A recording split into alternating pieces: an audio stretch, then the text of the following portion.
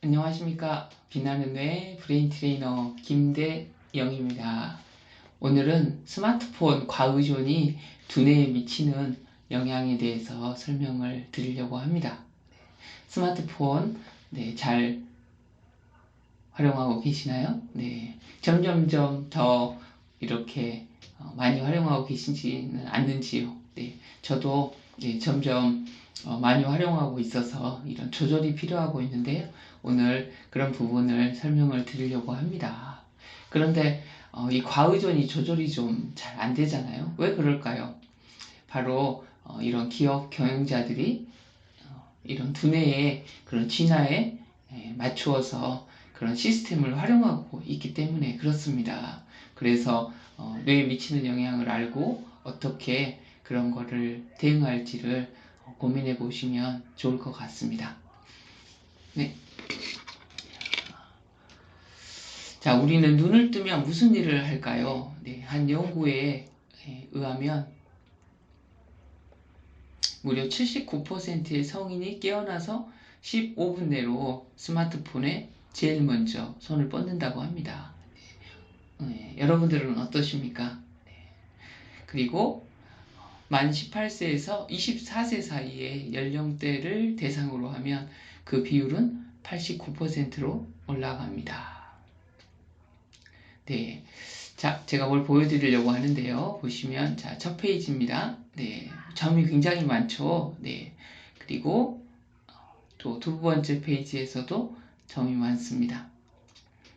또 세 번째 페이지에도 점이 많습니다. 이 점의 숫자는 모두 몇 개일까요? 이거 퀴즈가 아니고, 점이 만 개입니다. 점 한 개가 우리의 한 세대인 20년을 뜻하면 약 20년 정도가 이제 현재 우리 인류하고 가장 가까운 조상인 호모 사피엔스가 이렇게 나온 그런 시기하고 이렇게 맞다고 볼 수가 있습니다. 그래서 점 하나가 20만 년 전에 동아프리카에서 인류가 탄생한 이후로 인류의 한 세대에 해당한다고 가정합니다. 그래서 점 하나가 약 20년이라고 보았을 때, 자, 이제 퀴즈를 내보도록 하겠습니다. 자, 첫 번째, 자동차, 전기, 깨끗한 물, TV가 있는 세상에서 산 인류 세대는 점이 몇 개일까요? 점으로 이야기를 해보십시오. 몇 개라고요? 보도록 하겠습니다. 바로 한 개, 두 개, 세 개, 네 개, 다섯, 여섯, 일곱, 8개입니다. 산업혁명 시대를 거치면서 이런 자동차라든가 전기들이 개발이 됐습니다. 자, 두 번째 문제입니다. 컴퓨터, 휴대전화, 비행기가 있는 세상에서 산 인류 세대는 점 몇 개일까요? 몇 개라고요? 자, 하나, 둘, 셋, 점 3개 정도에 해당한다고 합니다. 자, 그러면 스마트폰, 페이스북, 인터넷이 있는 세상에서 산 인류 세대는 점 몇 개일까요? 몇 개라고요? 그렇죠. 바로 점 1개 정도에 해당을 합니다. 그래서 우리가 이 점으로 약 10,000개 정도의 우리의 진화로 봤을 때 이 인터넷을 특히 스마트폰을 썼던 그런 시기는 이 점 하나 약 20년 정도밖에 해당을 안 한다는 거죠. 그래서 바로 우리의 뇌는 이 만물의 영장이 되기 위해서 이렇게 진화를 했는데 바로 그러한 기본적인 진화 시스템이 있는데 바로 이런 기업 경영자들이 이 신경학자들과 함께 이 뇌 시스템을 활용해서 점점 더 이 스마트폰에 과의존하게 만들고 있습니다. 왜 그럴까요? 바로 돈이 되니까 이제 그런 거죠. 그래서 이 계속 과의존하면 좋을 텐데 이제 문제가 많이 발생을 하기 때문에 그렇습니다. 그래서 이렇게 우리 인간이 진화를 계속 했습니다. 네. 이 생존 만물의 영장이 되기 위해서 우리 뇌의 진화 시스템을 보면 가장 중요한 이 두 가지 시스템을 설명을 드리려고 합니다. 네, 바로 첫 번째, 네, 우리의 진화는 어떤 생존 전략, 바로 생존을 위해서 이 진화를 했겠죠. 생존이 네, 필요한 거에 보다 더 집중하도록 만들었는데요. 그 첫 번째가 바로 이 보상 시스템입니다. 네, 바로 그 중요한 호르몬으로 이야기하는 게 바로 도파민과 엔돌핀입니다. 네, 들어보셨죠? 네, 바로 이 우리 아편의 성분인 바로 모르핀에서 유래했다고 하는데요. 바로 그런 통증이라든가 그런 거에 이 저항하는 물질이라고 볼 수가 있는데요. 이 아편보다도 몇십 배나 이 강력한 물질이 우리의 이 뇌 속에, 몸 속에 있다 존재한다는 거죠. 그게 대표적인 게 바로 이 도파민과 엔돌핀입니다. 네. 그래서 강력한 쾌감, 보상 그런 것들을 나타나게 하는데요. 어쩔 때 바로 이러한 쾌감이라든가 보상을 나타나게 할까요? 네, 바로 생존과 가장 네, 도움이 됐을 때 생존에 우리가 그래서 뭐 맛있는 거, 네, 이 맛있는 것도 맛있는 거지만 네, 영양을 섭취를 안 하면 생존에 아주 악영향을 미치기 때문에 그런 거죠. 특히 네, 뭐 먹는 거 중에서도 이 탄수화물이 가장 맛있는 이 단맛이 나타나잖아요. 왜 그럴까요? 네, 바로 뇌의 영양분은 바로 탄수화물이기 때문에 그렇습니다. 네, 하루에 약 120g 정도의 탄수화물이 꼭 필요하다고 합니다. 네, 그래서 그런 네, 영양이라든가 네, 또 생존을 위한 네, 그런 거와 연관되었을 때 우리 몸에서 바로 이 도파민이 나오고요.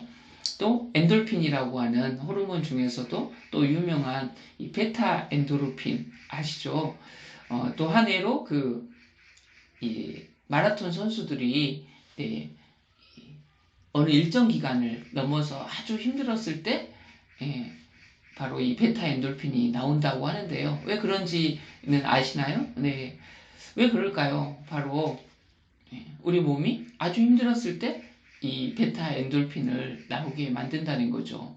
그래서 예전에 토끼를 이렇게 잡으러 갈 때 토끼가 빠르죠. 잡기가 쉬울까요? 어려울까요? 어렵죠. 그래서 막 토끼를 이렇게 잡으러 가는데 이제 이 잡을 둥 말둥 하고 있을 때 힘이 든 거예요. 네. 그럴 때 저 토끼를 잡으면 내가 그걸 먹으면서 생존할 수 있게 되고 또 토끼를 못 잡으면 생존 확률이 떨어지겠죠. 그때 우리 뇌에서 바로 이 강력한 쾌감 물질인 이 베타 엔돌핀을 방출을 시켜주는 겁니다. 힘들죠. 막 쫓아가려고 하는데 엄청 힘든데 이 강력한 네, 이 모르핀보다 몇십 배 강력한 물질이 이 몸에 방출이 되는 거죠. 그럼 힘이 막 불끈불끈 이렇게 나면서 네, 토끼를 잡을 수 있도록 우리 뇌에서 힘을 발휘시켜 주는 겁니다. 왜 그럴까요? 네, 생존을 위해서 꼭 필요하고 그때 모든 힘을 모아야 되기 때문에 네, 그렇게 이 우리 몸에서 이 도파민, 엔돌핀 호르몬과 도파민 호르몬을 방출을 시켜 주고 있는 겁니다. 네. 그래서 이런 이 도파민이라든가 그런 것들이 나오는 거에 우리 뇌는 이 수십만 년 동안 집중하게 되어 있는데 바로 이 핸드폰에 그런 뭐 페이스북이라든가 또 카톡에서 네, 뭐 유튜브라든가 거기서 좋아요 뭐 그런 거를 눌러주면 네, 바로 이 도파민이 나오는 겁니다. 그래서 이 기업 경영자들이 적절한 때에 이런 좋아요라든가 카톡 알람이라든가 그런 것들이 울리게 함으로써 계속해서 이 스마트폰에 집중하게 만들고 있다는 겁니다. 그래서 어떻게 보면 네, 부처님 손바닥 안에서 이렇게 놓을 수 있도록 만들어 놓은 거기 때문에 정말 그런 조절할 수 있는 힘을 위한 대안이 필요한 때라고 생각을 합니다. 네, 진화에 따른 생존 전략 첫 번째가 바로 이 보상 시스템입니다. 네, 이 보상 시스템을 통해서 이 과의존하게 만들고 있다는 겁니다. 자, 진화에 따른 생존 전략 네, 두 번째입니다. 네, 먼저 조금 더 설명드리면 네, 바로 이 보상 시스템은 이 쾌락 중추라고 이야기를 할 수가 있는데요. 1950년도에 이 올드스하고 마일러의 실험에서 발견이 되었습니다. 이 쥐가 있죠. 쥐가 있는데 바로 이 쥐에 이 전극을 연결을 해서 네, 버튼을 누르면 그 뇌 부위에 이 전기 자극이 올 수 있도록 만든 겁니다. 그래서 쥐가 이 버튼을 누를 때 이 전기 자극이 오는데요. 이 전기를 딱 맞고 나면 버튼을 다시를 안 누르게 되죠. 이게 하면서 이게 뭐야 하면서 안 누르는데 어떤 한 부위에서 이 전기 자극을 주게 했더니 이 쥐가 이 한 번 누르고 멈춰야 되는데 이 또 누르는 거예요. 네, 계속해서 네, 물도 안 먹고 또 밥도 안 먹고 네, 1시간에 뭐 3,000번에서 4,000번을 이렇게 계속 누르는 겁니다. 그래서 이러다가 쥐가 죽겠구나 해서 그 실험을 멈췄다고 합니다. 예, 바로 그 부위가 아까 말씀드린 바로 이 도파민 호르몬과 연관되어 있는 경로라고 해서 바로 중뇌 변형 피질계 도파민성 경로다. 이 중뇌에서 이 변형 피질계 쪽으로 네, 바로 도파민의 호르몬이 이렇게 분비된다고 해서 이 바로 중뇌 변형 피질계 도파민성 경로다 이야기를 할 수 있습니다. 그래서 누가 뭐 게임에만 우리 청소년들이 너무 빠져 있다. 그럴 때 중뇌 변형 피질계 도파민성 경로가 활성화되었구나 이렇게 이야기할 수 있겠습니다. 또 뭐 도박이라든가 또 낚시라든가 네, 이렇게 또 스마트폰에 이 과의존에 되었을 때 바로 이 경로가 활성화되었다는 거죠. 그래서 쥐의 실험으로 봤지만 바로 이 보상 시스템의 경로는 아주 강력해서 네, 물도 안 마시고 잠도 안 자고 네, 먹이도 안 먹고 할 만큼 아주 강력한 그런 시스템이라는 거죠. 그래서 이 시스템을 이용하게 되면 네, 계속 거기에 이렇게 과의존하게 만들 수가 있는 겁니다. 특히 청소년들은 게임이나 그런 거에 더욱 잘 빠지는 이유가 뭐냐? 네, 이 바로 성인보다도 이 도파민 호르몬이 네, 몇 배가 더 많이 그런 분비되는 그런 시기이기 때문입니다. 도파민의 호르몬을 잠깐 보시면 특성이 바로 네, 이런 흥분성 그리고 동기라든가 의욕, 창조성하고 연결되는 그런 호르몬인데요. 근데 과잉되었을 때 이런 정신분열이라든가 중독, 의존증의 현상을 나타내게 됩니다.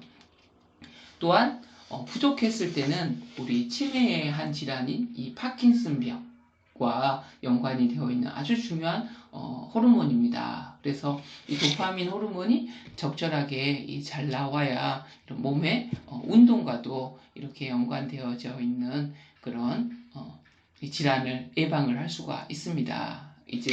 근데 그래서 많은 사람들이 너무 이 도파민 호르몬이 적게 나오거나 네, 많이 나오거나 과의존하거나 또는 부족하거나 이렇게 하고 있다는 거죠.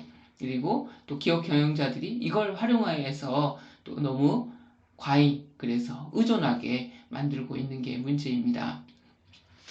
아까 설명드렸다시피 이 청소년기는 전전주엽의 도파민이 분비가 훨씬 더 성인보다 많다고 볼 수가 있습니다.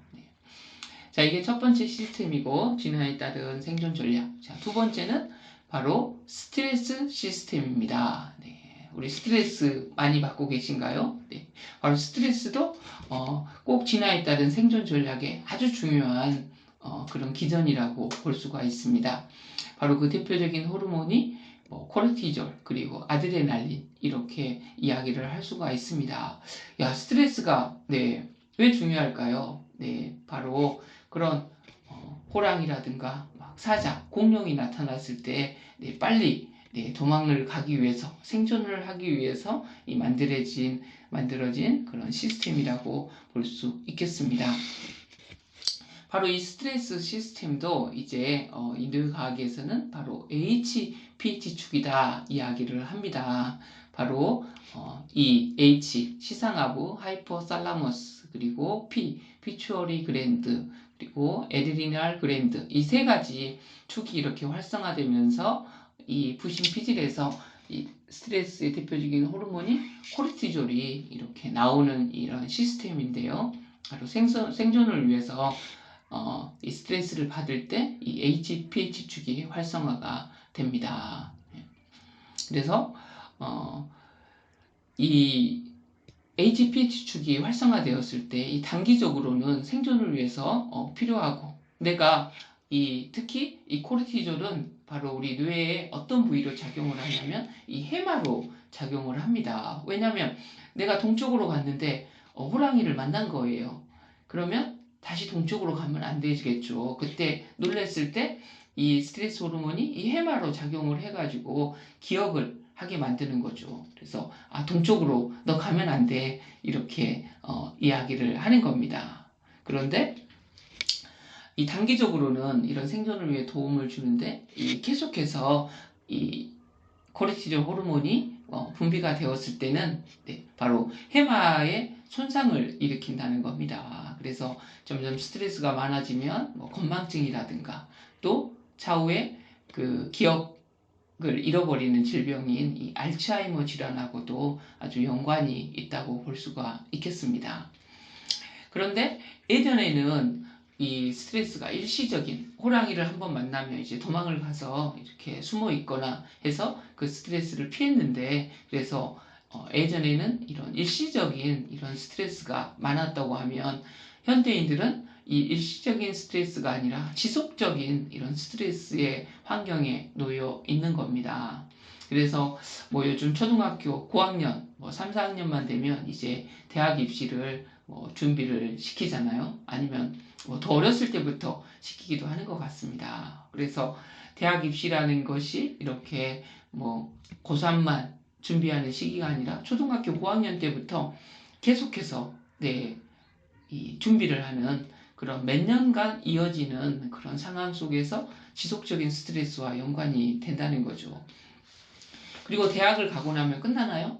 안 그러죠. 이제 대학을 가면 또 취직을 또 준비를 계속 해야 됩니다. 또 취직하면 또 승진을 해야 되고 또 결혼해야 되고 집 사고 이러면서 몇 년간 계속 이어지는 이런 스트레스가 바로 우리 현재 인류의 그런 문제점인 거죠.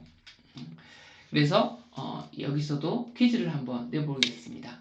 자, 우리 뇌는 긍정적일까요? 부정적일까요? 우리 뇌는 뭐라고요? 긍정적이라고 생각하신 분? 손 들어보시죠. 뇌는 부정적이다. 손 들어보시죠. 우리 뇌는 어떤 경향을 띠고 있냐면 우리 뇌는 바로 부정적 평양성을 갖습니다. 이 뇌과학 이론의 부정적 평양성이다. 왜 긍정적인 것보다 부정적인 평양성을 띨까요? 바로 생존을 위해서 이 부정적 평양성을 띨니다. 우리 길을 가고 있는데 옆에 나뭇잎이 흔들거리고 있는 겁니다.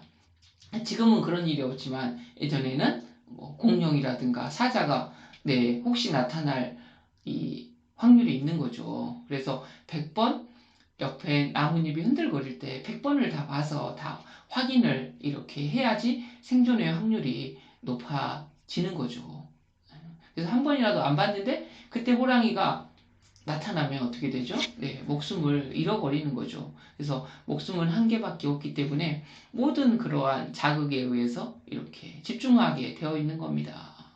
그래서 우리 스마트폰에 아까 말했던 이 고개를 돌렸는데 바나나가 있고 토끼를 볼 수도 있잖아요. 아주 중요한 전략이니까 좋은 것을 봤을 때는 도파민이라는 보상 호르몬이 되는 거고, 또 하나는 나의 생존을 위협하는 그러한 사자라든가 그런 것들이 나타났을 때는 빨리 도망을 이렇게 가야 됩니다. 그래서 우리 뇌가 바로 그러한 이 거에 꼭 집중을 해야지 이렇게 생존할 수 있게 만들어져 있다는 거죠. 그래서 또 스마트폰에 뭔가 그런 소식들을 제대로 확인 안 했을 때 뭔가 나한테 불리함이 있을 수도 있어. 이제 그러한 불안감이 우리 뇌에 이렇게 존재하고 있다는 거죠.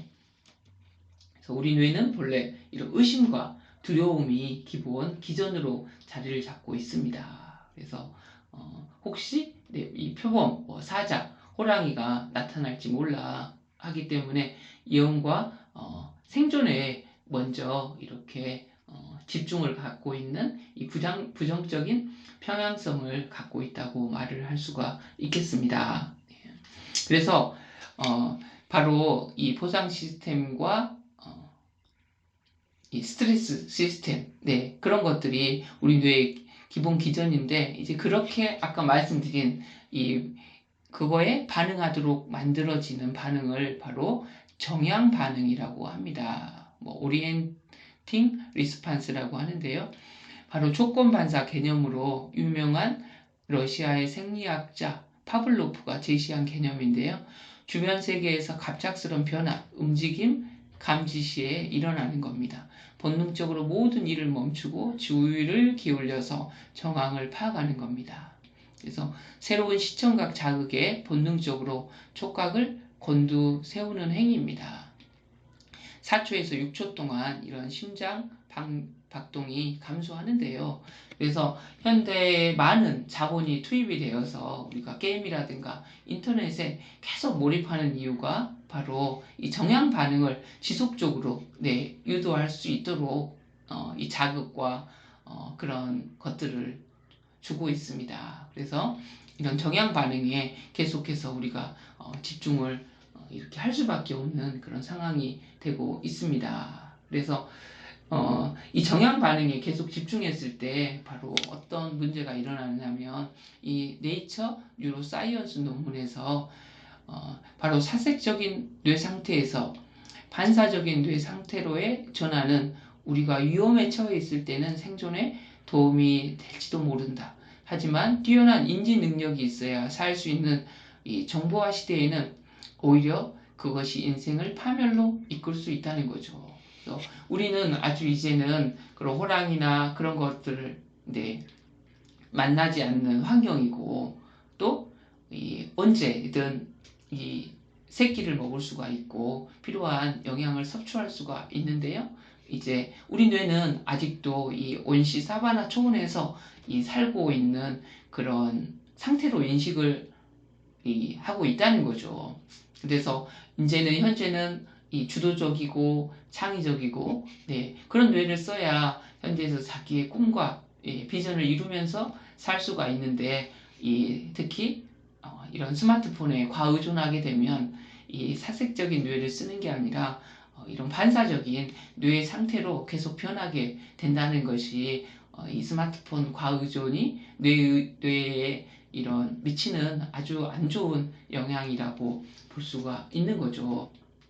그래서 정리를 해보면 이제 말씀드린 것처럼 이 반복적인 이 정향 반응으로 반사적인 뇌가 활성화돼서 이 보상과 스트레스에 계속해서 집중을 하게 된다는 거죠. 그래서 이 사색적인 뇌의 바로 대표적인 게 어딜까요? 바로 이 전두엽입니다. 우리 인간이 만물의 영장이 되게 한 바로 이 대뇌피질의 아주 중요한 부위인 이 전두엽, 또 전전두엽이 바로 저활성화되는 문제를 갖고 있다는 겁니다. 그래서 전두엽의 역할을 한번 보시면 우리 대뇌피질에서 이 앞부분에 차지하고 있습니다. 바로 이 전전두엽은 고도의 인지 기능과 판단, 운동 계획, 그래서 CEO라고 하죠. 우리 전체 뇌를 관장하고 통제하는 부위인데, 이 부분의 연결고리가 약해진다는 겁니다. 그래서 계속 온시 초원에 살고 있는 것처럼 집중을 하게 된다는 겁니다. 그래서 우리가 이제 점점 더 온시뇌로 계속해서 들어가는 거죠. 스마트폰에 이 자발적인 노예가 된다는 겁니다. 어떻게 이런 것들을 해결해야 할까요? 이 스마트폰의 과의존을 줄이고 조절을 해야 될 것 같습니다. 그래서 많은 이런 신경과학자들이 하는 이야기를 먼저 조금 설명을 드리도록 하겠습니다. 네. 바로 첫 번째, 네, 바로 운동에 대한 문제라고 볼 수가 있습니다. 아프리카 하드자족인데요. 지금도 탄자니아 북부에 거주하면서 수렵 채집 생활을 합니다. 이 하드자족을 연구해봤더니 하루에 8km에서 10km, 약 11,000에서 14,000걸음을 걷고 있다는 겁니다. 현대인들은 평균 6,000에서 7,000걸음밖에 걷지 않다고 하는 거죠. 그래서 연구에 의하면 7,000년이 넘는 고대 유골의 다리뼈, 정강이뼈를 조사했는데요. 다리 조직과 질량, 강도가 오늘날의 장거리 달리기 선수와 비슷했다고 합니다. 그래서 캠브리지 대학교 콜린 쇼는 선조들의 신체 모양을 괴물이라고 표현하면서 현재 인류의 신체 상태는 정말이지 한심하다라고 평가했다고 합니다. 오늘부터 달리기를 해보면 어떨까요? 바로 이런 뇌의 기전을 우리 생존을 위해서 진화했던 그 상태대로 우리 몸을 이렇게 활용을 해야 되는 것 같습니다. 그래서 첫 번째, 운동을 해야 되는 것. 그게 현대인들이 운동의 부족의 문제라고 이야기할 수가 있겠습니다. 두 번째, 영양에 대한 부분인데요. 바로 현대인들은 에너지 밀도는 높고 영양은 빈약한 음식과 음료수를 소비한다는 거죠.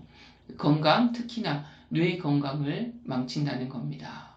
이 과잉 칼로리는 비만, 고혈압, 심장 질환, 당뇨, 이 암을 유발합니다. 그래서 만성 질환을 통한 조기 사망이 일어나고 있고, 빈약한 식습관으로 미국에서 매일 1,000명이 이렇게 사망을 하고 있다는 겁니다. 그래서 급하게 경쟁의 이런 상황 속에서 우리가 영양이 빈약한 음식을 섭취를 하고 있는 거죠. 그래서 영양이 이런 충분한 음식을 섭취를 해야겠습니다. 그리고 세 번째, 바로 수면의 문제입니다. 지난 100년 동안 우리의 수면 시간은 1시간이 단축이 되었습니다. 선조들은 잠드는데 문제가 있는 비율은 1, 2%밖에 되지 않았는데요. 산업화 세계에서는 30%가 수면 장애를 겪고 있다고 합니다. 바로 스마트폰의 블루라이트가 우리의 수면 호르몬인 이 멜라토닌 생성을 억제합니다. 이 블루라이트를 쬐게 되면 어떻게 하죠? 우리 뇌가 지금 낮이구나 이렇게 생각을 한다는 거죠. 그래서 잠을 잘 필요가 없어 이렇게 하는데 우리의 수면은 우리 이 생존에 아주 중요한 역할을 합니다. 이 바로 낮에 쌓인 조각난 단백질 형태의 노폐물을 청소시켜주고 또한 우리 단기 기억을 장기 기억으로 강화시켜주는 역할을 합니다. 열흘 동안 밤에 6시간 이하로 자면 집중력이 저하되고 마치 24시간 내내 깨어있던 것과 이런 비슷한 이런 상태가 됩니다. 그런데 이런 것들을 바로 아주 기본적으로 잘 운동하고 잘 먹고 잘 자면 되는데 이 기업이라든가 이 현재의 이런 시스템들이 바로 이런 것들을 방해하는 거죠. 그래서 광고나 그런 걸 보면 그냥 편하게 지내라 이렇게 하고 또 그런 피자나 햄버거라든가 치킨 광고가 또 너무 많이 나와서 이 유혹을 하고 있고 또 이 경쟁 시스템에서 이 수면을 점점 줄이는 그런 환경이 되고 있는 것 같습니다. 그래서 이런 것들을 스스로 잘 하지 못하기 때문에 바로 이런 것들을 지도할 수 있는 바로 이 전문가가 이제 필요한 거죠. 우리 몸의 근육을 높여주는 이 헬스 트레이너 또 몸이 아프면 의사 지식을 가르쳐주는 선생님이 있듯이 바로 이런 다양한 우리의 두뇌를 잘 훈련할 수 있도록 안내해주는 이 두뇌 훈련 전문가가 이제는 필요하다는 거죠. 바로 그런 전문가가 누구일까요? 바로 국가공인 두뇌 훈련 전문가 브레인 트레이너라는 겁니다. 이 바로 브레인 트레이너는 이런 뇌체조라든가 명상, 호흡 등 다양한 이 두뇌 훈련을 지도할 수 있는 전문가라고 할 수가 있습니다. 그래서 이 의사한테 의존하는 게 아니라 자기 뇌를 100세까지 건강하기 위해서는 이런 스스로 이런 뇌체조나 명상이라든가 호흡이라든가 그런 두뇌의 기전을 알고 그런 것들을 또 지도할 수 있는 이 전문가가 꼭 필요한 그런 시기라고 할 수가 있습니다. 예. 그렇게 해서 아까 우리가 현대인들은 이 도파민이라든가 또 이 아드레날린, 스트레스 호르몬이 너무 이 중독되어 있고 과의존되어 있습니다. 그래서 이시영 박사님의 이 세로토닌 하라 그런 책이죠. 바로 우리의 행복 호르몬이라고 하는 이 세로토닌이 꼭 필요한 시기입니다. 이 뇌체조라든가 명상이라든가 호흡을 하면 우리의 이 행복 호르몬인 이 세로토닌이 아주 많이 분비가 됩니다. 그래서 두뇌 훈련을 꼭 이렇게 실천하시기를 바라고 응원을 드립니다. 네. 그래서 현대에 오늘 정리를 해보면 이런 스마트폰이 이 현대 기업가들이 이런 신경학자들과 연결되어서 우리 뇌에 이런 보상 시스템 그리고 스트레스 시스템을 이용을 하고 그리고 아주 생존에 의한 기본 반응, 정양 반응을 계속 유도할 수 있도록 거기에 이 자본과 그런 것들이 투입이 되어 있어서 계속 집중하게 만들고 있다는 겁니다. 그래서 그런 것들을 이겨낼 수 있도록 운동을 하고 또 충분한 영양과 수면을 통해서 그리고 다양한 두뇌 훈련을 통해서 자기 뇌를 스스로 조절할 수 있는 게 꼭 필요하다고 말씀을 드릴 수 있을 것 같습니다. 네, 오늘은 스마트폰 과의존이 이런 뇌에 미치는 영향에 대해서 설명을 드렸습니다. 네, 구독, 좋아요, 댓글 부탁드리겠습니다. 네, 빛나는 뇌 브레인 트레이너 김대영입니다. 네, 감사합니다. 행복하세요.